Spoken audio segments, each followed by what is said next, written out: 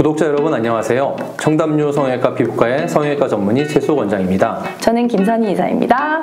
원장님, 오늘은 지난 시간에 이어 구축코에 대한 이야기를 해볼까 합니다. 구축코가 발생하는 원인이 크게 두 가지라고 말씀하셨는데요.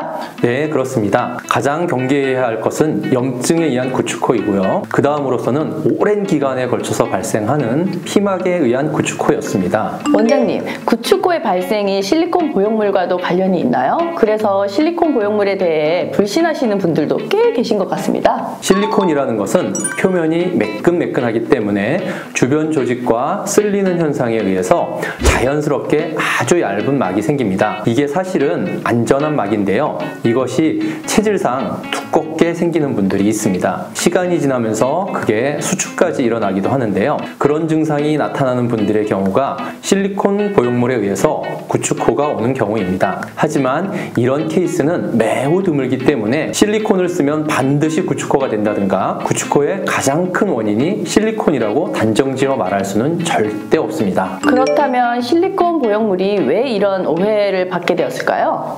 예전에 수술하셨던 분들 중에서 L자 보형물이라고 코 끝까지 보형물만을 이용을 해서 수술하신 분들이 계신데, 이 보형물이 유지만 잘 되면 좋지만 연골이 튼튼하지 않은 분들이 이 보형물을 사용했을 때는 오랜 시간이 지나면서 이 연골 사이에 보형물이 파고들게 됩니다. 보형물이 파고들게 되면 코도 아래쪽으로 떨어지겠지만 방향상 위쪽으로 파고 들어가기 때문에 이런 분들은 예전에 비해서 코가 들려 보이게 됩니다. 실제로 코가 들리는 것이 아니라 보형물이 밀리는 것인데 종합적인 증상으로 보아 구축이 되었다고 표현하셔서 실리콘 보형물을 쓰면 구축이 많이 온다고 알게 된 분들이 많은 것입니다. 이처럼 보형물이 연골에 파고들어 구축처럼 보이는 경우에 어떤 해결책이 있나요? 정말로 구축이 발생한 것과는 달리 실제로 이런 L자 보형물이 파고들어서 구축처럼 보이는 상황이 발생한다면 해당 보형물을 제거하고 기존 보형물의 단점을 보완한 소프트실 보형물을 넣어서 코끝 성형까지 같이 하시면 다시 예쁜 모양을 만드실 수 있습니다. L자 보형물에 의한 문제는 깨끗하게 해결이 가능하다 하시니 다행인데요. 그런데 구축코가 발생했을 때 치료 방법이 있을까요?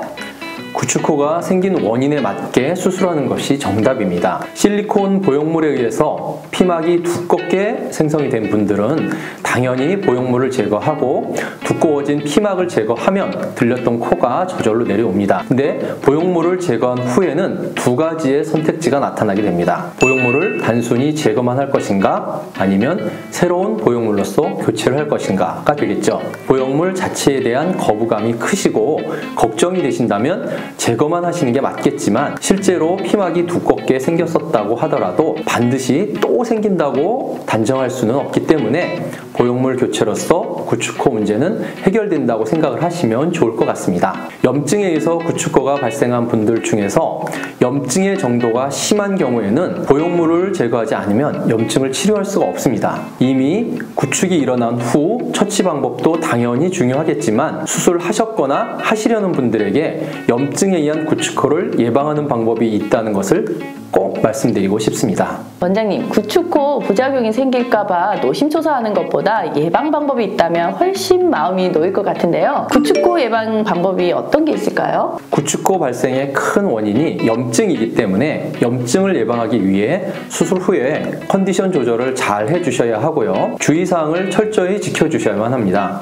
수술 후에 처방약을 꼼꼼하게 챙겨 드셔야 하는 것은 당연하고요. 적어도 한 달 정도는 술과 담배는 철저히 금해 주셔야 합니다. 염증을 예방할 수 있는 모든 것들을 다 하셨음에도 불구하고 염증 증상이 보인다면 조속히 내원하셔서 염증 치료부터 받으셔야 합니다. 초기에 염증 관리를 철저하게 하신다면 구축코가 생길 확률도 현저하게 낮아집니다. 또한 피막에 의해 생기는 구축을 예방할 수 있는 약물이 있으니까 구축의 원인 자체를 차단하려는 노력을 중요하게 여기시고 실천에 옮기셔야 합니다.